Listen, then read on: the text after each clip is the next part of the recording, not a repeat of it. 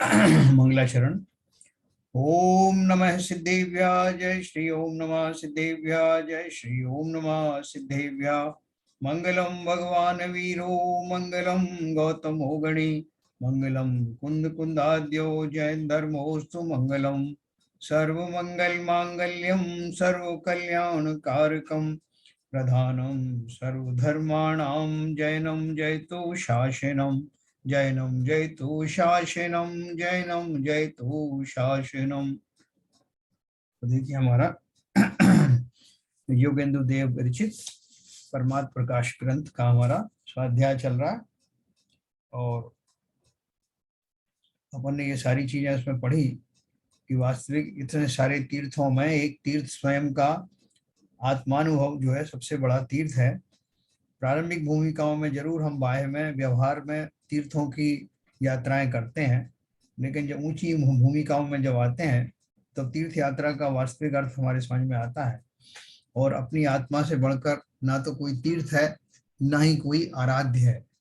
हम ही अपने सबसे बड़े आराध्य हैं कि ऊपर की भूमिकाओं में जाकर के पंच परमेष्ठी का अवलंबन भी छूट जाता है और जिसके लिए छूटता है वो मैं स्वयं हूँ। ये अपन ने बहुत विस्तार से पढ़ा। हमने 96 दोहे अध्याय नंबर 2 के पढ़े।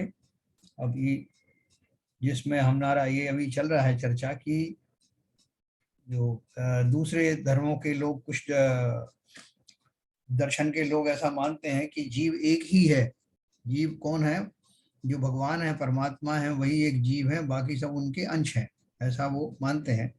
तो यहाँ कुछ दोहों में उन्होंने ये बात कही है योगेंद्र देव ने कि जीव कहने में जीव द्रव्य तो एक है, मतलब एक जाति के हैं, लेकिन प्रत्येक जीव अलग अलग ही हैं। कोई किसी के आश्रित नहीं है, कोई किसी से प्रकाश नहीं ले रहा है, कोई किसी से अंश नहीं है, सब अपने आप में पूर्ण है। ये हमने 3-4 दोहे में पढ़ा। अभी ये इसी बात को 1-2 दोहे में और कहा जाएगा। तो अपन देखिए अपन इसको करते हैं।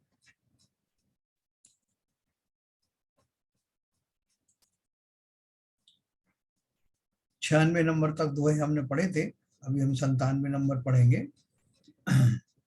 अपने उसमें भी वही अर्थ है सारा, तो वो क्लियर हो जाएगा आपका। जैसे उन्होंने एक अपने को 96 नंबर के दोहे में बताया था यहाँ कि ये भावार्थ में दिया था, व्यवहार नय कर 16 वान के स्वर्ण भिन्न भिन्न वस्त्रों में लपेटें तो वस्त्र के भेद से तो भेद है परंतु स्वर्ण पने से भेद नहीं है। उसी प्रकार 3 लोक में तिष्ठे हुए जीवों का व्यवहार नय से शरीर के भेद से तो भेद है परंतु जीव पने से भेद नहीं है। सब में वही वही के वही गुण उन सब में विद्यमान है समान रूप से। देह का भेद देखकर मूढ़ जीव भेद मानते हैं और वीतराग स्वसंवेदन ज्ञानी जीवपने से सब जीवों को समान मानता है। सभी जीव केवल ज्ञान बेली के कंद सुख पंक्ति हैं, कोई कम बड़ नहीं है। देखो हम जो अज्ञानी दशा में बहुत सारे जीवों को क्या क्या बोलते हैं। हम बोलते हैं वो दुष्टात्मा है, वो बहुत मायाचारी वाला जीव है, बहुत छल करने वाला जीव है, वो उसके परिणाम बहुत खराब हैं, ऐसा जीव तो स्वर्गों में नरकों में सड़ने के योग्य है। ऐसे सब हम जो है अपनी भावनाएं अपनी प्रेरित व्यक्त करते हैं। लेकिन अगर हम निश्चय से देखें तो सारे जीव एक ही समान हैं, कोई दुष्ट नहीं, कोई संत नहीं, कोई महात्मा नहीं, सब एक जैसे। अगर हम उन गुणों की अपेक्षा जीव द्रव्य की बेसिक जो बनावट है जिसके अंदर में ये सब गुण पाए जाते हैं उस अपेक्षा से देखें तो सब समान है। किन्हीं पर्याय विशेषों में अपने पूर्वकृत कर्म के कारण उनमें इस तरह के अवगुण दुर्गुण दिखाई देते हैं, ये बात अलग है, लेकिन वास्तव में सारे ही जीव एक समान है। चाहे वो त्रियंशों की आत्मा हो, चाहे वो नारकियों की हो, निगोदियों की हो, फिर स्त्री हो, पुत्र हो, स्त्रियां हो या पुरुष हो, सभी में समान रूप से वो गुण विद्यमान है। कोई किसी को छोटा बड़ा अपन को कम से कम ज्ञानी तो नहीं मानते, क्योंकि वो उस आंख से देखते हैं। जैसे आप किसी जौहरी के पास जाएं तो वो आपको कोई आपका सोना वोना लेके जाए, उसके बाद तो उसको पूछोगे भैया ये मेरा जो प्योर सोना है इसके कितने पैसे दो, तो उसकी पारखी नजरों से वो गुजरता है तो वो कह देता मैं जी ये प्योर तो नहीं है। अरे कैसे पता आप, हमने तो इतने साल पहले फलां जगह से लिया था, ढिमकी जगह से लिया, वो कुछ भी लिया हुआ आपने, बाकी ये प्योर तो नहीं है। तो फिर क्या खोट है, तो वो खोट भी बताता। ऐसे ही ज्ञानी जीवों को उस उन आत्माओं, उन पर्यायों के पीछे, उन शरीरों के पीछे विद्यमान भगवान आत्माएं हैं, वो समान गुणधारी हैं, ऐसा उनको दिखाई देता। इसलिए किसी को सर्टिफिकेट देने से पहले, गालियां देने से पहले 10 बार सोचना। वर्तमान पर्याय में उनका जो व्यवहार है, और खास तौर से मेरे प्रति जो व्यवहार है, उसका कारण वो है या मैं स्वयं हूं। जब तक हम इस चीज का एनालिसिस नहीं करेंगे, हम दूसरों की आलोचना के माध्यम से स्वयं के ही कर्म बांधते रहेंगे। उनका तो जो होना उनकी नियति के हिसाब से होना है, लेकिन मैं बिना बात के, मात्र इसलिए कि मेरे शरीर को उन्होंने गाली दी, मेरे शरीर को बराबर सम्मान नहीं दिया, मुझे ऐसे ऐसे शब्द कह दिए, ये सब मान करके और उसके दोष उनके ऊपर लगा करके मैं ये मानता हूं कि वो तो सब हैं ही पापी हैं, एक पुण्यात्मा एक धर्मात्मा मैं ही हूं। तो अपन पूछेंगे साहब आप धर्मात्मा हैं क्या, अगर ये पापी, बोले साहब मैं हूं या ना हूं धर्मात्मा, लेकिन ये तो पापी ही हैं। तो कैसे पता, अरे साहब मेरे साथ बीता है, मेरे साथ गुजरा है, सब घटनाएं देखी है मैंने, उसके आधार पर मैं कह रहा हूं। क्योंकि हमें अपना पूर्व ज्ञान नहीं है कि मैंने उस व्यक्ति के प्रति ऐसी ही घटनाओं का निर्माण किया था।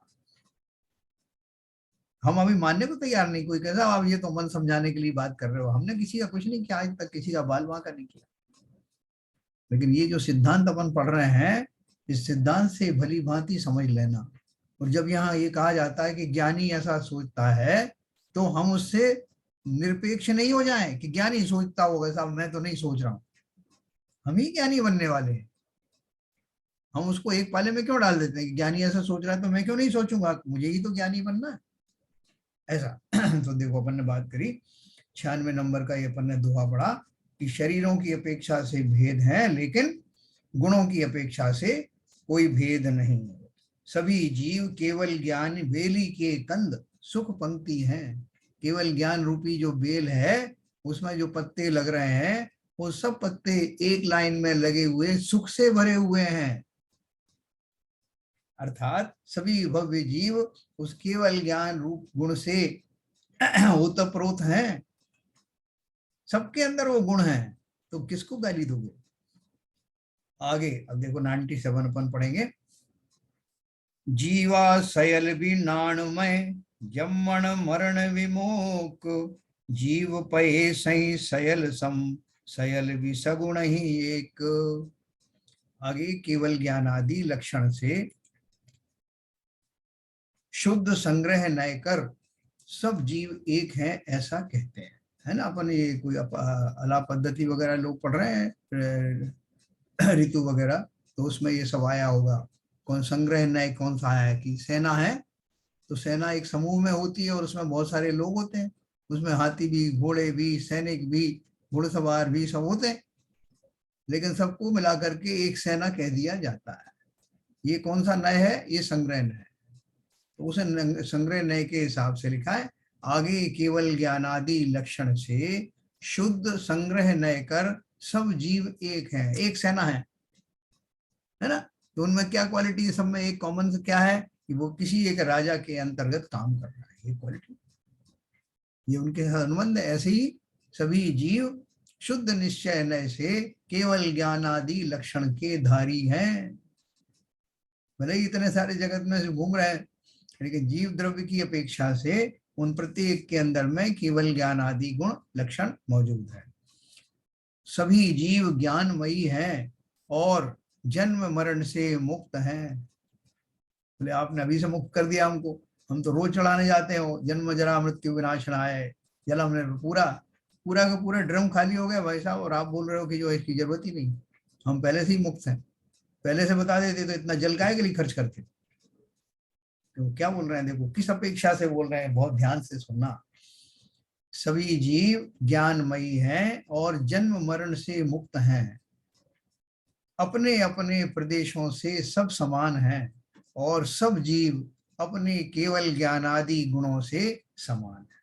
भावार्थ है, व्यवहार से लोक अलोक का प्रकाशक और निश्चय से निज शुद्धात्म द्रव्य का ग्रहण करने वाला जो केवल ज्ञान, वह यद्यपि व्यवहार नय से केवल ज्ञानावरण कर्म से ढका हुआ है, तो भी शुद्ध निश्चय नय से केवल ज्ञानावरण का अभाव होने से केवल ज्ञान स्वभाव से सभी जीव केवल ज्ञानमयी हैं। देखो इसमें एक दो बातें उन्होंने कही हैं। व्यवहार नय से लोक अलोक का प्रकाशक कौन? केवल ज्ञान। केवल ज्ञान के क्या बारे में क्या बोल रहे हैं? केवल ज्ञान में दो गुण हैं। कौन से दो गुण हैं?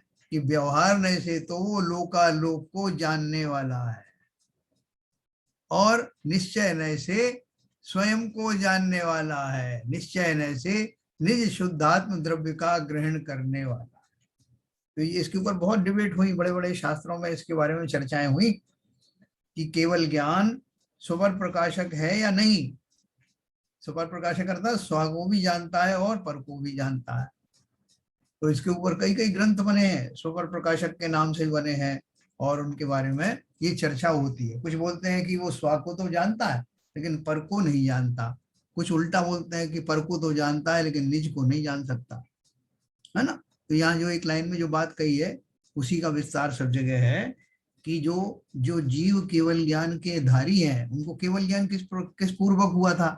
केवल ज्ञान हुआ ये था कि जब उन्होंने संसार के समस्त पदार्थों से अपने ध्यान को हटाकर, यहाँ तक कि पंच परमेष्टि के अवलंबन से भी अपना ध्यान हटाकर स्व में अपना ध्यान स्थापित किया था, तभी तो केवल ज्ञान हुआ था। और जब केवल ज्ञान हो गया तो वो अपने स्वाध्यान से ध्यान क्यों हटाएंगे? क्योंकि वो तो निश्चय चारित्र है, वही तो परम चारित्र की दशा है जिसमें वो अपने जाने हुए स्वरूप में सदा के लिए स्थिर हो जाते हैं। तो वो ऐसी अवस्था वाला जो केवल ज्ञान है, उसमें स्व को जानने का अर्थ क्या है? स्व को जानने का अर्थ है स्व में ही तन्मय हो जाना। तो इसलिए निश्चय से केवल ज्ञान स्वयं को ही जानता है, क्योंकि उपयोग पूरा यहाँ सिमट गया। तो वो पर को जानेगा कब? बोले पर तो स्वयं ही जानने में आ जाते हैं। क्यों आ जाते हैं? कि केवल ज्ञान रूपी दर्पण की स्वच्छता के कारण और बाकी के जितने पर पदार्थ हैं वो उसमें झलकते रहते हैं। तो झलकते रहने से ये कहा जाता है कि वो पर को भी जान रहे हैं, है ना। जैसे अपन ने दर्पण की उदाहरण दिया ना, एक खूब बड़ा एक दर्पण है, उसमें मैं भी खड़ा हुआ हूँ, मैं अपना रूप देखने निरख रहा हूँ अच्छे से, उसी में व्यस्त हूँ। मुझे पता नहीं और कौन कौन आगे खड़े हो गए पीछे, सबके जो है उसमें रूप दिख रहे हैं दर्पण में, मुझे उससे कुछ लेना देना नहीं। मैं अपने आप में मस्त हूँ, मैं उस दर्पण में अपना ही चेहरा देख रहा हूँ। लेकिन वो जो दर्पण है, जो ज्ञान रूपी दर्पण में, उसकी स्वच्छता के कारण बाकी सब भी झलक रहे हैं। मुझे भी तो लग रहा है कि लोग खड़े हुए हैं, लेकिन मैं उसमें कोई विशेष ध्यान नहीं दे रहा कि कौन खड़े हैं, क्यों खड़े। उसी तरह से केवल ज्ञान स्वरूप आत्मा स्वयं को तो तन्मय होकर जानते हैं और लोकालोक को, पर पदार्थों को व्यवहार से जानते हैं, क्योंकि उनके ही केवल ज्ञान रूपी दर्पण में वे झलकते हैं। है ना। इस बात को बहुत अच्छे से समझना, क्योंकि ये बाद में भी कई बार लोग कंफ्यूज होते हैं इसमें। तो मैं दोनों को जानता हूं, ऐसी सामर्थ्य मुझ में आज भी है, हम सब में वो सामर्थ्य है। जब हम मोक्ष जाएंगे तो केवल ज्ञान पूर्वक ही तो जाएंगे ना। और केवल ज्ञान का स्वरूप क्या है? कि निज को जानकर निज में ही स्थिर हो जाना, यह निश्चय चारित्र है। निश्चय चारित्र की प्राप्ति करने के लिए मुझे ऐसा पहले श्रद्धान लाना पड़ा कि मैं जीव द्रव्य हूं, जो अपन पढ़ रहे हैं। जो केवल ज्ञान का धारी है, केवल ज्ञान रूपी पर्याय का शक्ति अपेक्षा से अभिधारी है, समस्त गुणों का धारी है। और कितनी भी उठापटक उसकी संसार में हुई अनादिकाल से, तब भी उसका एक भी गुण कम नहीं हुआ। कहीं गिर नहीं पड़ा कि साहब मैं जब स्वर्ग जा रहा था तो 2-4 गुण टपक के नीचे गिर पड़े, हैं? या नरकों में बहुत सारे नारकियों ने इतना छेदा मारा कि 2-4 गुण तो मेरे उसमें ही छिद गए। मैं ऐसे उन गुणों का धारी हमेशा रहूंगा, क्योंकि वही तो जीव द्रव्य के लक्षण हैं। तो ना तो अपने कभी भी किसी भी प्रकार से निराश होना, क्योंकि ये गुण मेरे कोई छीन नहीं सकता। है ना, अपन ने वो संस्कृत में वो पढ़ा ना, नृपत्तम च विद्वत्वम च नृपत्वम नैव तुल्य कदाचन, स्वदेशी पूज्यते राजा विद्वान सर्वत्र पूज्यते। तो बोलते हैं राजा में और विद्वान में क्या फर्क है, उनकी तुलना नहीं की जा सकती, क्योंकि राजा तो अपने राज्य में ही पूजा जाता है, लेकिन विद्वान सब जगह पूजे जाते हैं। है ना, उसी तरह से मैं जीव द्रव्य हूं, मैं कहीं भी चला जाऊं, मेरे गुणों में कभी कमी होती नहीं। इसलिए किस बात की निराशा। अगर मात्र अपने अज्ञान के कारण मैंने नरकों की यात्राएं भी की हैं, मैं खोटी गतियों में भी गया हूं, तो क्या हुआ, जितने आज तीर्थंकर बने हैं, सिद्ध बने हैं, वे भी सब इन्हीं पर्यायों से होके गुजरे हैं। तो इसलिए नर हो न निराश करो मन को, कुछ काम करो कुछ काम करो। क्या काम करें, इस बात को जान लो कि अनंत भवों में भी इतनी उठापटक के बावजूद भी मेरा वो हंस, मेरा जो आत्मद्रव्य है आज भी चहक रहा है, उसका बिगड़ा कुछ भी नहीं। बस इस बात का संज्ञान लेना कि उसका कुछ बिगड़ा नहीं, वो आज भी अक्षुण है, उसमें वो सभी शक्तियां हैं जो उसे भगवान बनाती हैं। इतना मात्र विश्वास कर लेना तो पुराने सारे पाप धुल जाने वाले हैं। लेकिन ये विश्वास करना परम पुरुषार्थ है, इसी को करने के लिए बोला जाता है। तो देखो आगे चलेंगे अपन। केवल ज्ञान की हमने महिमा पढ़ी। यद्यपि व्यवहार न कर सब संसारी जीव जन्म मरण सहित हैं, तो भी निश्चय न कर वीतराग निजानंद रूप अतीन्द्रिय सुखमयी हैं, जिसकी आदि भी नहीं और अंत भी नहीं, ऐसे हैं। किसकी आदि अंत नहीं? संसारी मतलब जीवों का कोई आदि नहीं है, अंत नहीं है। निश्चय न कर वीतराग निजानंद रूप अतीन्द्रिय सुखमयी है, जिसकी आदि भी नहीं है और अंत भी नहीं है, ऐसे हैं। कौन है ऐसे? सभी जीव है ना ऐसे। उनका जो सुख गुण है, वो सुख गुण कहाँ गया? तो साहब आप क्या मजाक कर रहे हो, वो सुख गुण तो है ही नहीं, हमने आज तक देखा नहीं।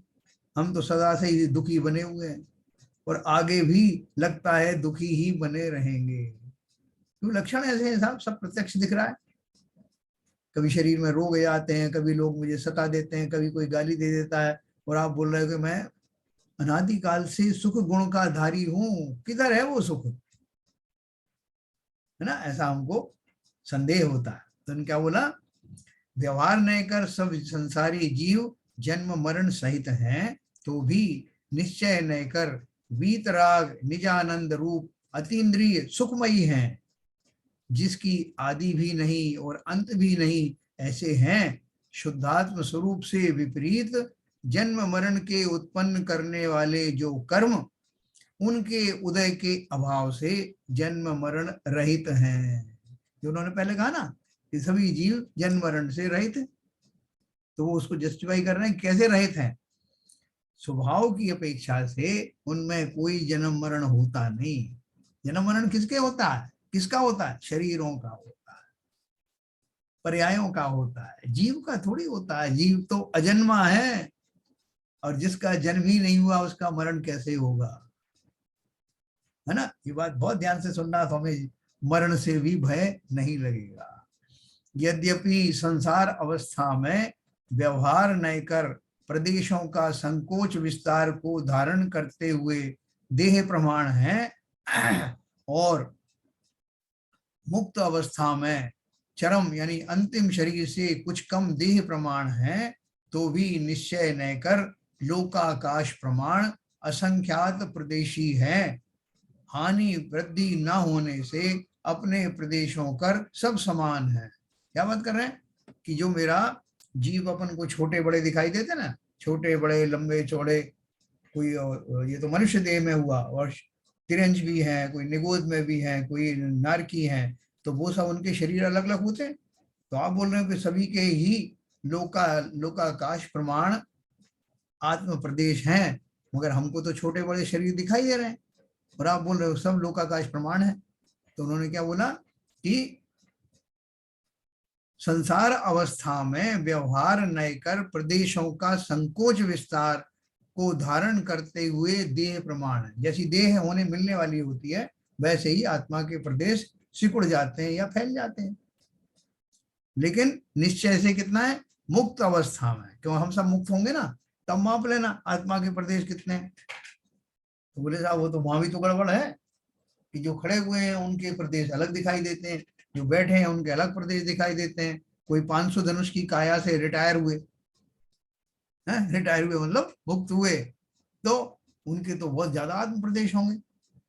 और जो अंतिम समय में हुए महावीर स्वामी आदि हुए, उनके शरीर तो छोटे थे, तो उसी अवस्था से जब मोक्ष गए तो उनके शरीर की अवगाहन, शरीर की नहीं, मतलब जो उनका आकार था, अंतिम आकार, वो बहुत छोटा।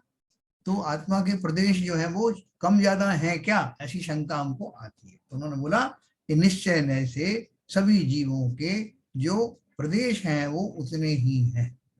लोकाकाश में जितने प्रदेश होते हैं उतने ही प्रदेशधारी होता है, लेकिन अंतिम शरीर के त्याग करने के बाद में वो वहीं फ्रीज हो जाते हैं उसी आकार। ये अपन ने कई बार पढ़ा। और यद्यपि व्यवहार नय से संसार अवस्था में इन जीवों के अव्याबाद अनंत सुखादि गुण कर्मों से ढके हुए हैं, तो भी निश्चय नय कर कर्म के अभाव से सभी जीव गुणों कर समान हैं। क्या बताया जो मैंने आपको पहले बोला ना, कि वो गुण हमारे कहाँ दिखाई दे रहे हैं, वो सुख कहाँ दिखाई दे रहा है। आप सिद्धों की इतनी तारीफ करते हो, उनके कहीं विधान कर रहे हो, कहीं उनकी पूजन कर रहे हो, और आप बोल रहे हो वो अव्यवहार सुख के धारी हैं, तो वो होंगे, हम तो नहीं है ना।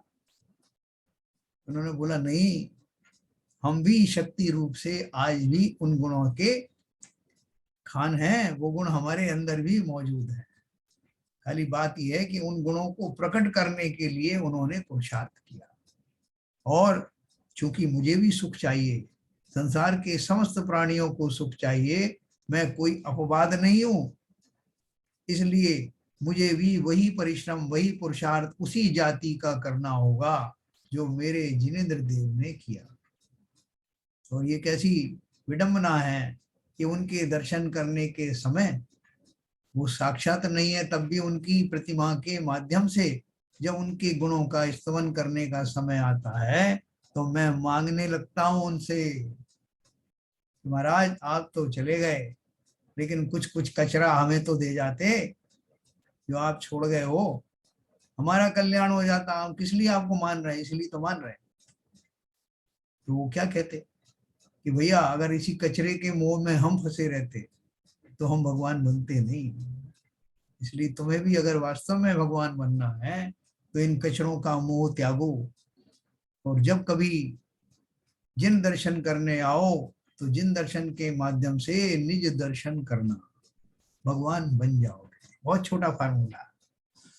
तो इसलिए उन्होंने क्या लिखा, निश्चय न कर कर्म के अभाव से, जब कर्म समाप्त हो जाएंगे तो सभी जीव गुणों कर समान हैं, ऐसा जो शुद्ध आत्मा का स्वरूप है वही ध्यान करने योग्य है। देखो ये सब बात की कवायद क्यों है, अपन ये जाने अनजाने में अपन ये समझ गए हैं कि ध्यान पूर्वक ही मुक्ति प्राप्त की जाती है, ध्यान पूर्वक ही भगवान बना जाता है।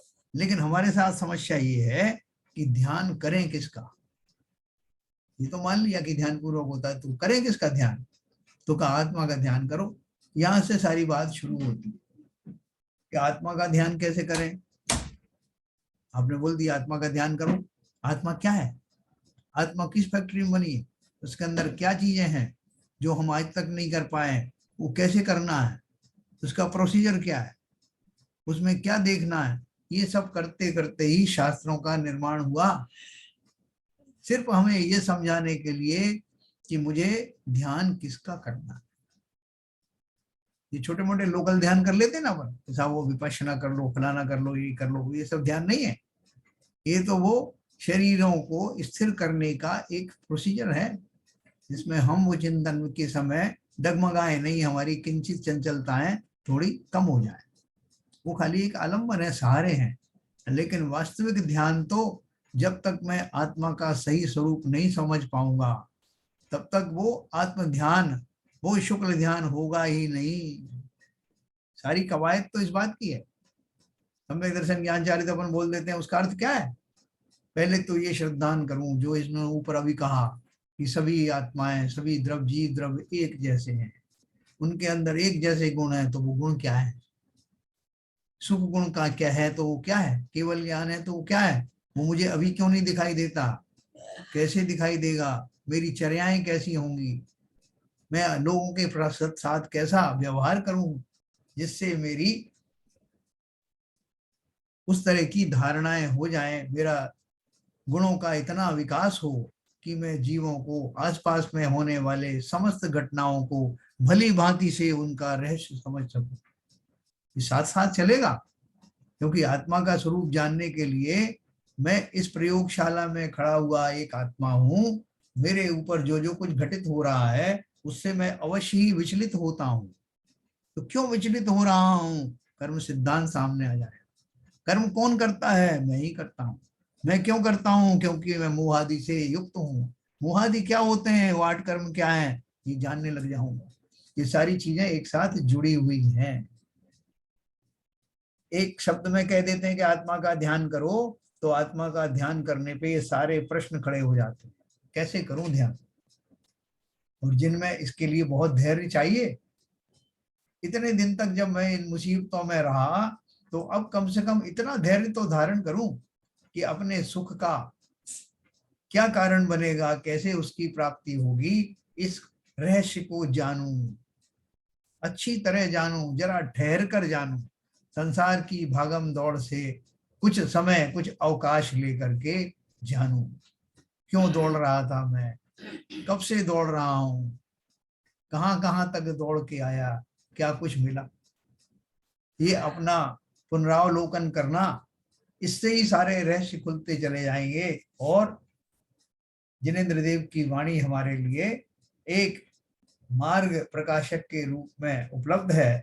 उससे उनको कंपेयर करते रहना। मैं क्यों दुखी हूं लिखा है इसमें। मैं वर्तमान में किन गुणों का धारी हूं, वो भी सब लिखा हुआ है। और सबके पीछे एक ही लक्ष्य है, हमें सुखी होना है। पहला। दूसरा, सुख गुण मेरे अंदर में भरा हुआ है, कहीं बाहर से लाना नहीं है। तो तीसरा प्रश्न आता है कि उसे कैसे प्राप्त करूं? उसके लिए कहीं बाहर जाना नहीं, सब कुछ अंदर ही है। तो ये 3-4 बातें अगर अपन ने जान ली, तो आज से और अभी से हमारी आकुलताएं समाप्त होने लगेंगी। समाप्त नहीं तो कम तो अवश्य होने लगेगी। तो उन्होंने क्या बोला, देखो लास्ट लाइन में क्या लिखा है।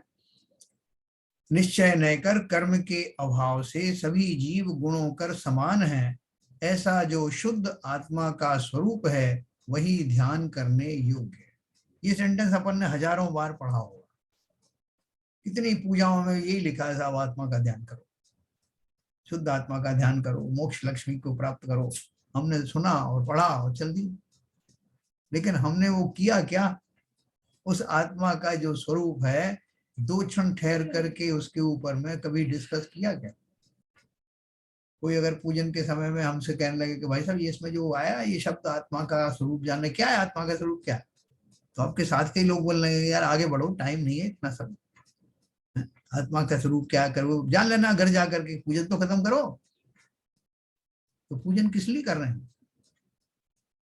जहां ठहरना चाहिए वहां ठहरने का टाइम नहीं, और जहां ठहरे हुए हो वो कोई कार्यकारी है नहीं। हमारे जीवन में जो ठहराव आया है वो अगले तूफानों का संकेत है। वहीं ठहर गए हम, लेकिन वो तूफान आए ही नहीं हमारे जीवन में। आने की अगर चांस भी हो तो वो समाप्त हो जाए, ऐसा उपाय करने के लिए हम एक क्षण भी ठहरने को तैयार नहीं। एक पूजन पढ़ो, 2 पूजन पढ़ो, उसमें आने वाले समस्त शब्दों का भली भांति अर्थ जानो। जो समझ में ना आए वही करो ना, सीधा सीधा प्रैक्टिकल स्वाध्याय है, इस तैयारी से आना।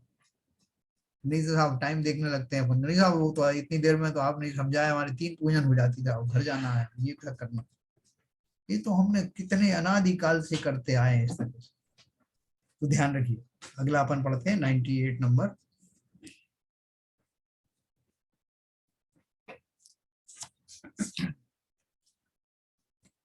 जीवै लखणु जिणवरहि भास्यु दंशन नाणु, तेन न किजई भेऊत है, जय मणि जाऊ विहाणु।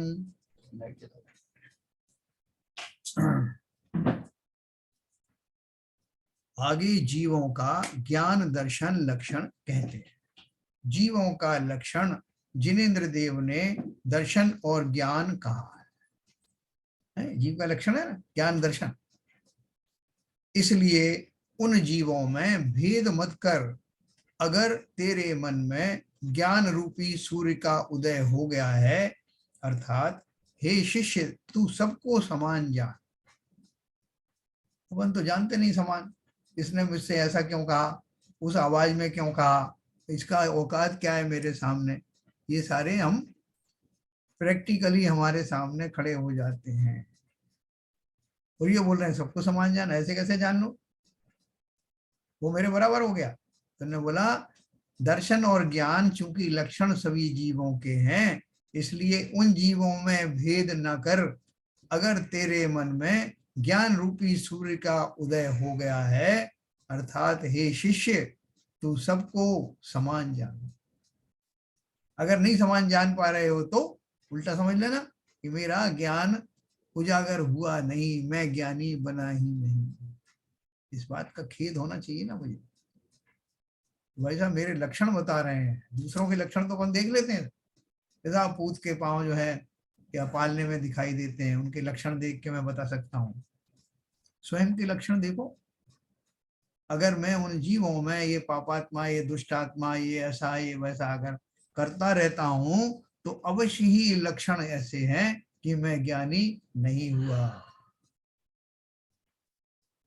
ये तो बोल रहे हैं शिष्य तू सबको समान जान। भावार्थ में बोला है यद्यपि व्यवहार नय से संसारी अवस्था में मत्यादि ज्ञान यानी मतिश्रुत आदि और चक्षुरादि दर्शन जीव के लक्षण कहे हैं। चक्षु दर्शन, अचक्षु दर्शन, फिर वो निद्राएं आदि हैं, वो सब होता है ना, अवधि दर्शन, ये सारे ये दर्शन के भाव भेद होता है। केवल दर्शन, चक्षुरादि दर्शन जीव के लक्षण कहे हैं, तो भी निश्चय न कर केवल दर्शन केवल ज्ञान ये ही लक्षण है, ऐसा जिनेन्द्र देव ने वर्णन किया है। ये सारे लक्षण उसमें आते हैं ना, खाली इसमें इतना फर्क है कि संसारी जीवों के जो भी ज्ञान होता है वो दर्शन पूर्वक होता है। दर्शन पूर्वक अर्थात पहले सामान्य आभास होता है, जब कोई चीज को देखने जाता हूं ना, सामान्य अवलोकन होता है, फिर विशेष जब ज्ञान का प्रयोग होता है तो वो क्या क्या देखा, कौन कौन सी वस्तुएं हैं, जब उनके बारे में विशेष जानना होता है तो उसे ज्ञान कहते हैं। उसके पहले का सामान्य अवलोकन प्रतिभास उसको दर्शन कहते हैं। संसारी जीवों को ये क्रम से होता है, पहले दर्शन होता है फिर ज्ञान होता है। और जिनेन्द्र देव को एक साथ, केवल ज्ञानी को एक साथ युगपत दर्शन और ज्ञान एक साथ होता है, सामान्य अवलोकन के साथ में ही ज्ञान भी होता है ऐसा। इसलिए व्यवहार न कर देह भेद से भी भेद नहीं है ना। क्या बताया उन्होंने कि किसी तरह से देह में भी छोटा बड़ा पना होने पर भी उसके आत्मा के प्रदेश एक जैसे होते हैं, उतने ही होते हैं। इसलिए देह की अपेक्षा से भी भेद जीव में नहीं है। और केवल ज्ञान दर्शन, केवल ज्ञान और केवल दर्शन ये शक्ति रूप से सभी जीवों में समान रूप से पाया जाता है। इसलिए व्यवहार न कर देह भेद से भी भेद नहीं है, केवल ज्ञान दर्शन रूप निज लक्षण कर सब समान है, कोई भी बड़ा छोटा नहीं है। तेरे मन में वीतराग निर्विकल्प स्वसंवेदन ज्ञान रूप सूर्य का उदय हुआ है, और मोह निद्रा के अभाव से आत्मबोध रूप प्रभात हुआ है, तो तू सबों को समान दे। ये बहुत मुश्किल काम।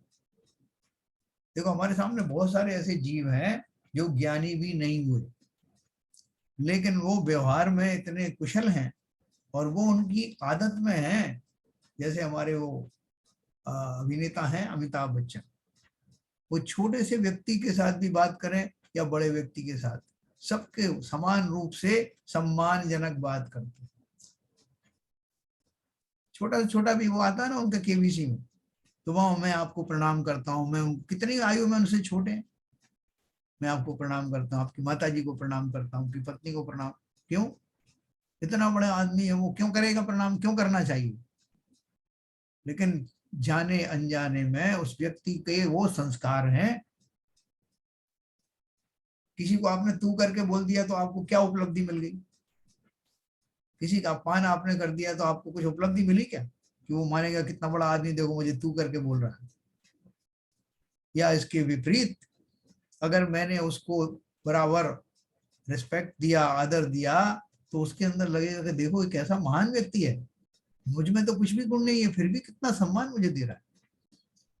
तो हमको इनडायरेक्टली वो सम्मान चाहिए, या हमें अपनी जो अपनी ही नजरों में गिर जाना है, संसार की नजरों में गिर जाना है, जो दूसरों को तू करके मुझे तो कुछ लाभ हुआ नहीं, मेरी जवान मेरे संस्कार और खोटे होते चले गए। तो ये तो मैं संसारी जीवों में इस तरह की उदाहरण मैंने आपको दिया, लेकिन जो ज्ञानी हैं वो वास्तव में सभी को कैसे बोलते हैं मुनिराज? हे भव्य जीवो, हे धर्म जीवो, हे मोक्ष मार्गियो, ऐसे करके बात करते हैं। वो ये नहीं बोलते हे दुष्ट आत्माओं, हे पापात्माओं। क्यों? यही तो ज्ञानी की और अज्ञानी की पहचान है ना? वो कहानी आपने पढ़ी थी ना, सुनी, कि वो अंधों के, एक अंधा बैठा था, उससे लोगों ने रास्ता पूछा, तो सबसे पहले सबसे छोटा कर्मचारी आया और उसने उससे पूछा, ए अंधे, तुमने देखा है यहाँ से वो फलानी सवारी गई थी, उस देखा था क्या? तो उसने कहा साहब मुझे तो नहीं मालूम। फिर दूसरा आया, तो उससे बड़ा आया, तो उसने थोड़ा और विनम्रता से पूछा। फिर आखिरी में राजा आया, तो उसने बोला कि सूरदास जी, वो फला फला सवारी आपने देखी क्या? तो उसने बोला राजन, वो इधर से गई है। तो उसने कहा तुम्हारी तो आंखें हैं नहीं, तुम्हें कैसे पता कि तुम राजा, मैं राजा हूँ? उसने बोला ये जो वाणी है ना, ये सब बता देती है कि कौन कितने पानी में है। तो यहाँ उन्होंने ये कहा कि अगर मैं ज्ञानी हूं तो सभी जीवों को एक समान मानूंगा, इसमें कोई संदेह नहीं, ये मेरा ज्ञान का प्रमाण है। तो मोह निद्रा के तेरे मन में वीतराग निर्विकल्प स्वसंवेदन ज्ञान रूप सूर्य का उदय हुआ है, और मोह निद्रा के अभाव से आत्मबोध रूप प्रभात हुआ है, तो तू सबों को समान देख। जैसे यद्यपि 16 वाणी के सोने सब समान वृत्त हैं, तो भी उन सुवर्ण राशियों में से एक सुवर्ण को ग्रहण किया तो उसके ग्रहण करने से सब सुवर्ण साथ नहीं आते, क्योंकि सबके प्रदेश भिन्न है। सोने के सिक्के हैं, पहले चलते थे ना, वो क्या बोलते थे उसको, गिन्नी। तो एक ही आकार की गिन्नियां रखी है थैली में, सब एक ही स्वर्ण के बने हुए हैं, लेकिन एक सिक्का ग्रहण करने पर सारे सिक्के तो ग्रहण होते नहीं।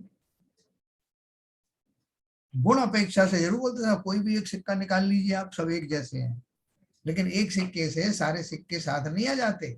उसी तरह से जीव द्रव्य है तो अलग अलग, लेकिन गुण आदि के कारण एक जैसे ही हैं। वो लिखा ना, जैसे यद्यपि 16 वाणी के सोने सब समान वृत्त हैं, वृत्त माने गोल हैं, तो भी उन सुवर्ण राशियों में से एक सुवर्ण को ग्रहण किया तो उसके ग्रहण करने से सब सुवर्ण साथ नहीं आते। वो जो धारणा है ना, एक ही ईश्वर है, हम सब उसके अंश हैं, उनकी संतानें हैं, ऐसा नहीं। हम सब स्वतंत्र रूप से स्वतंत्र आत्माएं हैं, गुणों की अपेक्षा से भी सब समान है। सब स्वर्ण साथ नहीं आते क्योंकि सबके प्रदेश भिन्न हैं। उसी प्रकार यद्यपि केवल ज्ञान दर्शन लक्षण सब जीव समान हैं, तो भी एक जीव का ग्रहण करने से सबका ग्रहण नहीं होता। क्योंकि प्रदेश सबके भिन्न भिन्न हैं। इससे यह निश्चय हुआ कि यद्यपि केवल ज्ञान दर्शन लक्षण से सब जीव समान हैं, तो भी प्रदेश सबके जुदे जुदे हैं, यह तात्पर्य जानना है। अपन यही समाप्त करेंगे, और भी इसके बारे में आएगा, जीवों के बारे में।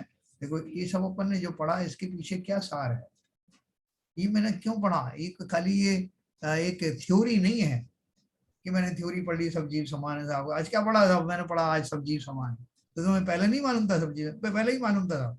अच्छा रहता है बार बार सुनने से, लेकिन उसका क्या लाभ क्या उठाया हम, सब जीव एक समान। साहब लाभ यही उठाया कि पहले मैं सोचता था कि हाइट के हिसाब से, लंबाई चौड़ाई के हिसाब से जीव अलग अलग होते होंगे, आपने बता दिया सब एक ही समान। नहीं, इसका भावार्थ मैंने समझा ही नहीं। संसार में तो बोलते ना बड़े प्रेम से मिलना जग में, बड़े प्रेम से मिलना सबसे दुनिया में इंसान रे, क्या जाने किस वेश में बाबा मिल जाए भगवान। ये अर्थ है इसका। किससे मैं द्वेष करूं, किससे राग करूं, किसको तिरस्कारूं, सब जीव मेरे ही समान हैं, मेरी ही जाति के हैं, अपनी जाति वालों से बैर भाव क्यों रखूं। ये ऐसा निष्कर्ष निकले अगर हमारा, कितने ही हमारे जो राग द्वेष कषाय हैं उनमें तुरंत प्रभाव से मंदता आनी शुरू हो जाए, बहुत सारी समस्याएं हल हो जाएंगी। मैं आकुल व्याकुल दूसरों के कारण नहीं हूं, मेरा उनके प्रति होने वाला राग द्वेष का जो व्यवहार है उसके कारण दुखी हूं। मेरा जो दृष्टिकोण उनके प्रति बना हुआ है उसके कारण मैं आकुल व्याकुल हूं, अपने ही दृष्टिकोण के कारण। चलिए मैं आपको अनम्यूट करूंगा।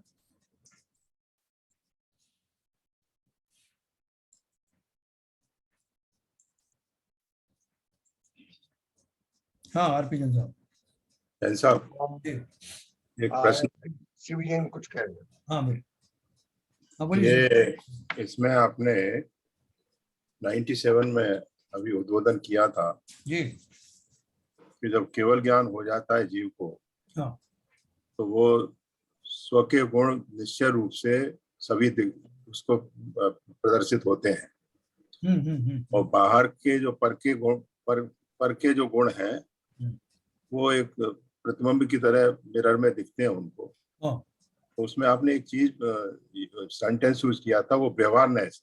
तो उसका स्पष्टीकरण करेंगे, वो निश्चय ऐसे क्यों नहीं है, वो तो चूंकि केवल ज्ञान हो गया है जिस आत्मा को, जैसे समस्रण में भी तीर्थंकर बैठे हुए हैं, तो उस समय व्यवहार न कहाँ से आ जाएगा, वहां तो सारा कुछ ही निश्चय है। ये देखो आपने बहुत बढ़िया प्रश्न उठाया।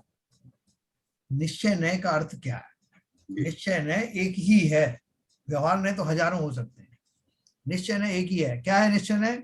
जो मैं हूं, जो मैं हूं उसके अतिरिक्त समस्त व्यवहार नय है। पर वस्तुओं का ज्ञान होना भी व्यवहार नय है, और स्व का ज्ञान होना, स्व में खो जाना, स्व का ही उपयोग में बना रहना, यही निश्चय नय है। तो जो व्यक्ति स्व की ओर निहार रहा है, पूरे संपूर्ण उपयोग के साथ में निहार रहा है, उसको बाहर में जो कुछ दिखाई दे रहा है, हमको पता है कि वो उनका केवल ज्ञान एक बहुत बड़ा कैनवास है ज्ञान का, जिसमें बहुत सारी चीजें झलक रही हैं। और झलक कैसे रही है? अपन बोलते हैं उनको किसी से राग नहीं, किसी से द्वेष नहीं है, और समस्त द्रव्यों की समस्त पर्याय एक साथ दिखाई दे रही हैं, तो वो उसमें आनंदित हो ही नहीं रहे। क्यों नहीं हो रहे? क्योंकि वो, जैसे मैंने मिरर का उदाहरण दिया ना, मिरर के सामने खड़ा हुआ मैं स्वयं को ही देख रहा हूं, और मेरा ध्यान ही उधर नहीं जा रहा, लेकिन झलक सब रहा है उस कांच में, झलक सब कुछ रहा है। तो कहने में आएगा साहब कि ये जो दर्पण है ये सबको देख रहा है, लेकिन वास्तव में दर्पण मैं ही दर्पण हूं ना। तो मैं किसको देख रहा हूँ? मैं स्वयं को ही देख रहा हूँ। अपन जो शीशा खरीदने जाते हैं ना, दर्पण खरीदने, तो दर्पण खरीदने में अपन दो तरह से दर्पण को देखते हैं। एक तो देखता हूं मैं कि मैं कैसा दिख रहा हूं, मैं अपने एक एक अवयव को अच्छे से कांच में देखता हूं कि मैं बराबर मेरे अवयव सब दिखाई दे रहे हैं कि नहीं।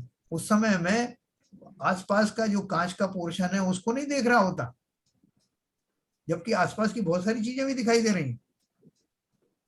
रही मतलब विजिबल हैं। लेकिन मैं क्या देख रहा हूँ? मैं स्वयं को देख रहा हूँ कि मेरी नाक कैसी दिख रही है, इसमें आंख कैसी, बहुत दिन बाद देखा है, मैं बूढ़ा हो रहा हूँ क्या, ये सारे अवयव मैं किसको देख रहा हूँ? कंसंट्रेट करके स्वयं को देख रहा हूँ। और बाहर में सब कुछ दिखाई देता है, ये व्यवहार नय का कथन है।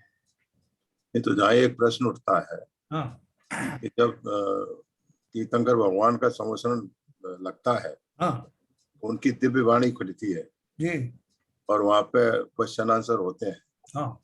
तो जो वो प्रक्रिया है वो व्यवहार से है, निश्चय से? वो जो जितनी भी प्रक्रियाएं हैं, कोई भी आदान प्रदान है, सब व्यवहार है। क्योंकि वो देखो, जब उनकी वाणी खिलती है, वो तो जब वीतराग दशा है ना, उनको ये थोड़ी ज्ञान रहता कि सामने राजा श्रेणिक बैठे हुए हैं, राजा श्रेणिक कौन है, और उनको क्या मालूम, सब है हिस्ट्री ज्योग्राफी। लेकिन वहां तो मैकेनिकली वो जो उनकी दिव्य ध्वनि खिलती है, बिना किसी भेद के जो विषय उठाया जाता है उसके बारे में समस्त ज्ञान के धारी होने के कारण स्वतः ही उनके शरीर से, संपूर्ण शरीर से वो वाणी खिलती है। पूरा मैकेनिज्म अपने आप होता है। नहीं, वो तो होता है, वो व्यवहार से होता है, निश्चय से होता है। व्यवहार से सभी कुछ व्यवहार से है। व्यवहार कहाँ कहते हैं? स्व के तन्मयता के अतिरिक्त होने वाली समस्त घटनाएं व्यवहार में ही आती है। ये तो एक बार आपने ये भी बताया था मेरे को, हाँ जैसे कुंदाचार्य को उन्होंने सिमंदर स्वामी को विदेश क्षेत्र में प्रणाम किया, उस समय उनका समोसरण लगा हुआ था। हाँ हाँ तो उनको वहां से उनको बुलाया, हाँ फिर देव लेके गए उनको। जी। तो ये इस घटना को किस तरह से आप विवेचन करेंगे? देखो, पहली बात तो ये कि अपन व्यवहार और निश्चय के बारे में ये जान रहे हैं कि जो ऐसा लगता है हमन को कि जो हमारा कल्पना में हो वो व्यवहार है, और जो एक्चुअल में हो रहा है वो निश्चय है। हमारे मन में ऐसा बस जाता है। नहीं नहीं, वो तो निश्चय और व्यवहार तो क्लियर हो गया। बस निश्चय का मतलब है स्व वाली बात, ऊपर चीज है, वो सारे जितने भी एक्शन है वो व्यवहार। सारी घटनाएं एक्चुअल में हो रही हैं। अपन हाँ बोले कि संसार है कि नहीं है साहब, हम बोले हाँ साहब कि जो है निश्चय से संसार नहीं है, व्यवहार से संसार है। इस अगर ऐसा भी कह दें तो उसका अर्थ क्या है? हम्म। उसका अर्थ ये नहीं कि ये सब माया जाल है, जो नहीं दिखाई नहीं दे रहा है वो सब झूठा है, ऐसा नहीं। नहीं, वो भी तो नहीं। वो चीज क्लियर हो गई। हाँ पर मैंने जो दूसरा प्रश्न पूछा है आचार्य कुलचाचार्य का, हाँ। उसके बारे में आप किस तरह विवेचन करना चाहिए? नहीं, उसमें जो घटना हुई वो घटना हुई वास्तव में, देवलोग उनको लेके गए एक्चुअल में नहीं लेकर के। हाँ नहीं, ऐसे उनको वहां पर दिव्य वाणी वाणी खिल रही थी और उनका प्रणाम पहुंचा और उनके पास देव लेने आए, तो कहाँ से, मतलब जो सिमंदर स्वामी है उनकी कौन सी कृति से उनको ये देव गए और लेके आए? शिवानंद स्वामी की कौन सी? मतलब जो सम्मोचन लगा हुआ था, उन्होंने उनको प्रणाम किया, हाँ हाँ तो उन्होंने कहा हम दर्शन करना चाहते हैं, तो उनको देव लेके गए वहां दर्शन कराने के लिए फिजिकली, हाँ हाँ। और 5 दिन वहां रुक के वापस आ गए यहाँ पर। ठीक है, इस लोक में जमीन अपने बराबर। बदलते। तो वो कौन सी शक्ति थी, वो किस प्रक्रिया से वहां पहुंचे और किस प्रक्रिया से वापस आए, उसमें सिमंदर स्वामी जी की जीव का क्या रोल था? क्या? हाँ हाँ हाँ, बिल्कुल सही। देखो, शिवंदर स्वामी का कोई रोल नहीं था। हम्म, शिवंदर स्वामी ने को ध्यान में जब उन्होंने किसी ने प्रणाम किया, हम्म, वो प्रणाम का जो है ज्ञान उनको हुआ, उनका हाँ केवल ज्ञान में आया कि फला हाँ फला जगह से किसी ने नमस्कार किया। हाँ लेकिन अपन चूंकि बात कर रहे हैं कि वो समस्त प्रकार के राग से रहित हैं, वीतरागी हैं, जी तो उनको, अपन जैसे होते तो अपन को एकदम खुशी होती कि अरे फलाने आदमी ने मेरे को नमस्कार किया। हाँ। तो ऐसी खुशी उनको नहीं होती, वो राग नहीं हुआ। उनको ठीक। वैसा राग नहीं हुआ। हाँ लेकिन जैसे दर्पण को कोई राग नहीं है, तब भी निरपेक्ष भाव से सभी वस्तुओं को वो झलकाता है। जी हाँ। झलकाने की प्रक्रिया तो खत्म हुई नहीं, तो अपन बोले साहब वो झलकाना व्यवहार में आता कि निश्चय में आता? हम्म, वो तो व्यवहार में ही आ गया। तो वो झलकाने का अर्थ क्या है कि उसमें चूंकि उनका ध्यान नहीं है, इसलिए वो व्यवहार रूप से उसमें जो शक्ति है वो शक्ति अपना काम कर रही है। उसी तरह से सिमंदर स्वामी के केवल ज्ञान में जो कुछ झलक रहा था, वो सब उन्होंने, जब लोगों ने पूछा तो वो भी ऑटोमेटिकली उसका जवाब आया ज्ञान के माध्यम से। जैसा महाराज किसने नमस्कार किया, उन्होंने बोला कि वहां पर अपनी मध्य लोक में एक एक जगह पर जो है आर्यखंड में फला फला मुनि है, उन्होंने नमस्कार किया। तो लोगों को उसकी जिज्ञासा हुई, वहीं देवों ने अपने आप डिसाइड कर लिया कि उनको लेके आया जाए। उन्होंने थोड़ी कहा कि जाओ लेके आओ उनको। ठीक है सर। तो वो सब अपने आप घटित होता है, केवल ज्ञानी को कुछ कराने के करने के भाव होते ही नहीं है। बस हाँ, कुछ करने कराने के भाव नहीं होते, नहीं होते। इसीलिए वो क्योंकि अपने आप में तन्मय रहते हैं। हाँ बोलिए सर, आप ये सर। नहीं सर, वही है जैसे इसके वो अभी जैसा पूछ रहे थे जी, आपने सही कहा कि केवल ज्ञानी जब एक बार हो गए तो उनको कोई एक्चुअली भाव, वो जो करने कराने के भाव नहीं आते हैं, यही तो उनकी स्वभाव में तन्मयता है। सही है। उस निश्चय बने के कारण ये व्यवहार के भाव की इसका कर दूं, उसका ये कर दूं, ऐसे भाव उनको नहीं है। ये तो मेरे को क्रिस्टल क्लियर था कि आज क्वेश्चन बहुत अच्छा आया है। अच्छा क्वेश्चन था, बढ़िया बहुत क्वेश्चन। बढ़िया क्वेश्चन आया है। नहीं, मैं क्या कह रहा हूँ जैन साहब, जी, ये तो मेरे को क्रिस्टल क्लियर था। जिसको केवल ज्ञान हो गया, हाँ उसको क्या कहते हैं, ये भाव तो आ ही नहीं सकते हैं करने कराने। जी, हाँ मगर उसके अलावा जो जो प्रक्रिया हुई, हाँ हाँ, वो वो कैसे किस हुई? तरह हुई, उसको मेरे को थोड़ी जिज्ञासा थी समझने की, इसलिए हाँ। मैंने प्रश्न किया, और कुछ नहीं। अभी क्लियर कर पाया मैं आपको? हाँ, क्लियर हो गया। नहीं सर, ये आप एक बार और फिर से मैं कहूंगा, ये सुपर प्रकाशक जो कहा है आपने, जी, स्व को तो मैं दिखा दे रहा है सब कुछ, लेकिन पर को क्यों प्रकाशित कर रहा हूं मैं? नहीं, पर को अपने कहां आप, से दिखाया? अपने आप हो रहा है, मैं नहीं कर रहा हूँ। हाँ, अपने तो आप। मैं इंटेंशनली नहीं कर रहा हूँ, लेकिन मेरे ज्ञान में सब झलक रहे हैं। अब तीर्थंकर के सामने समूह में जाके खड़े हो गए और साथ साथ भाव उनके आभा मंडल में दिखाई देते हैं, तो उन्होंने थोड़ी कहा कि आओ साहब, आरपीएन साहब आए, अभी स्विच ऑन कर देते हैं, इनके भाव दिखाते हैं। है ना? स्वतः ही, हाँ तो ऐसे नहीं ही। होता उनका, उसके आभा मंडल में ही ये खूबी है। उन्होंने नहीं पैदा किया कि साहब ये आए हैं तो इनके भाव जरा अच्छे से दिखा देना, ये मेरे मिलने वाले हैं, है ना? ऐसा। ये इनका स्वागत सत्कार करो। माला सम्मान करो। माला अच्छा, पहना का लगाओ। लेकिन एक बात बताओ अभी, कि अगर आपको 7 भाव दिखाई देते हैं, जिसमें एक वर्तमान, 3 पीछे के और 3 आगे के हैं, तो उनको देख के मेरे क्या भाव होंगे? बताओ, सब लोग बताओ, सोच। अच्छे होंगे। मुझे तीनों वो पिछले दिखेंगे, आगे दिखेंगे, हाँ, तो यही होगा कि मैं इस भवों के चक्कर में क्यों पड़ा हुआ हूँ, इससे निर्वृत्ति होके बेवही हो जाऊं ना। बताओ, ये सारे लोग बताओ, ये बहुत अच्छा प्रश्न है और इसमें बहुत रहस्य छिपा हुआ है। ज्ञानी को तो ना तो पीछे की देखने की जरूरत है, ना आगे की देखने की जरूरत है। ज्ञानी को तो स्वयं में जाना है उसको, तो उसको दिखता रहे। मतलब देखिए, दिखता जरूर है, लेकिन उसको कोई उससे उपाय नहीं है, उससे कुछ, उससे आस नहीं है, उससे कुछ नहीं, उसके। दो स्थिति है शैलेंद्र जी। बोलो बोलो, बहुत बढ़िया। एक तो संसारी जीव ये देख रहा है 3 पीछे के 3 आगे के, हाँ, और एक वर्तमान का, हाँ, तो उसको कम से कम ये प्रेरणा मिलेगी कि इन भव के चक्रों में फंस के निकल के मैं बाहर क्यों नहीं निकल जाऊं, स्व के उसमें ही क्यों ना चला जाऊं। प्रेरणा सूत्र आएगा, प्रेरणा रूप आएगा वहां। और जो ज्ञानी होगा, आपकी बात सही है, अगर वो जीव ज्ञानी है तो उसे तो कुछ देखने की जरूरत ही नहीं है पिछले और अगले भाव। देखो, पिछले 3 भाव तो उसको दिख गया कि जो हो गया सो हो गया साहब, मैं क्या क्या बन गया पहले। हाँ, और आगे दिख रहा है कि मैं आगे नरक में जाने वाला हूँ, नारकी का भाव दिखा अगला वाला। तो क्या करेगा वो जीव? क्या करेगा? अगर ज्ञानी होगा तो समता भाव रहेगा कि वहां भी जाके क्या कहते हैं, अपना समता से सम्यक दृष्टि बनूं और समता से निकालूं अपना जो अभी से नहीं सोच लेगा, जब मुझे नारकी बनना है तो काय क्या लोगों का जो है लिहाज करूं, काय के लोगों का सम्मान करूं, नहीं, वही लोगों से अच्छे से रहूं। देखिए, वही तो ज्ञानी अज्ञानी नरक में जाना है सर, ऐसा क्या है? नरक में जाना है तो कुछ करके जाऊं। हाँ, वही मैं कह रहा हूँ। नरक में जा रहे तो क्या अच्छा करने जाऊंगा भाई, मेरी गति ऐसी है, तो जो हो रहा है होने दो, और पाप करूं ना थोड़े से। नहीं, तो और आगे के लिए भी गति और बनेगी ना। उसके आगे का भाव भी दिख रहा है। तो आप एनालाइज कर रहे हैं। उसके आगे का भाव भी दिख रहा है कि मैं क्या हाँ। करूंगा और क्या बन जाऊंगा।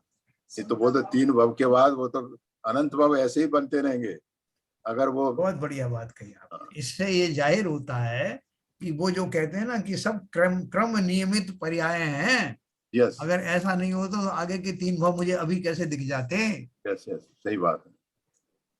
और उन क्रम नियमित पर्यायों को देख करके जो ज्ञानी नहीं भी हुआ है, अगर वास्तव में उसने देख करके उस संज्ञान लिया तो अवश्य ज्ञानी बन जाता है और समता धारण कर लेता है। वही तो मैंने प्रश्न आपने किया। सही कहा है ना, ये हमारी आंख खोलने वाली चीजें हैं। समूह शरण में तीन भाव दिखने का अर्थ क्या है? वो फालतू में थोड़ी दिखा रहे हैं बैठ कर, कोई तमाशा थोड़ी है। Yes. उससे कुछ कल्याणकारी घटना घटित होने वाली है जो ज्ञानियों को अवश्य ही कल्याणकारी है। ठीक है सर, तो चलिए समय हो गया। कल्याण करना है, उन्हें कहीं ना कहीं से दिखाई तो दे जाएगा। अगर ज्ञान हो गया थोड़ा बहुत तो अपना कल्याण तो दिखाई देगा। अपने भावों को टटोलना कि मेरे भाव किस डायरेक्शन में जा रहे हैं, और भले ही समूह शरण में जाऊं नहीं जाके देखूं, मैं स्वयं निर्णय कर सकता हूं कि मेरा अगला भाव कौन सा होने वाला है। कर सकता हूं कि नहीं, बोलो शिवजन साहब? बिल्कुल साहब, सही बात। तो वही मैंने अर्ज किया था। मैंने कहा अगर प्रेरणा तो मिलेगी, झटका तो मिलेगा। तो कल अपन इसी विषय को, ऐसे ही विषयों को अपन कल फिर बात करेंगे। सभी लोगों से मेरा आग्रह है, सब लोग प्रश्न पूछें, मात्र श्रोता मत बने। श्रोता भी कैसे, प्रश्न पूछने वाले श्रोता। छोटा से छोटा प्रश्न भी होगा तो स्वागत योग्य है। चलिए, नहीं, हमें बाकी लोगों को भी सीखने का मौका मिलेगा तब। हाँ, देखो कब किसके मन में कैसा प्रश्न आ जाए, उसमें कोई छोटा बड़ा नहीं, हीन अपने अंदर हीन भावना मत रखना। नहीं, अवश्य पूछना चाहिए, प्रश्न तो पूछना चाहिए। कई चीजें खुल आती हैं। आज अपन ने पढ़ा, सब जीव समान है सब तरह से, तो अपने आप को कोई छोटा बड़ा मत समझना। जो जैसा भाव आए, जैसा प्रश्न आए, अवश्य पूछना। ठीक है सर, चलिए जिनवाणी स्तुति करेंगे। मिथ्यात्म नाश वे को, ज्ञान के प्रकाश वे को, आपा पर भास वे को, भानु सी बखानी है। छहो द्रव्य ज्ञान वे को, बंध विधि भान वे को, स्वपर पिछान वे को, परम प्रमाणी है। अनुभव बताए वे को, जीव के जताए वे को, काहू न सताए वे को, भव्य और आनी है। जहाँ तहाँ तार वे को, पार के उतार वे को, सुख विस्तार वे को, यही जिनवाणी है। हे जिनवाणी भारती, तो जपो दिन रैन, जो तेरी शरणाग है, सो पावे सुख चैन। जावाणी के ज्ञान ते, सूझे लोका लोक, सो वाणी मस्तक धरूं, सदा दे तू धूप। जिनवाणी माता की जय।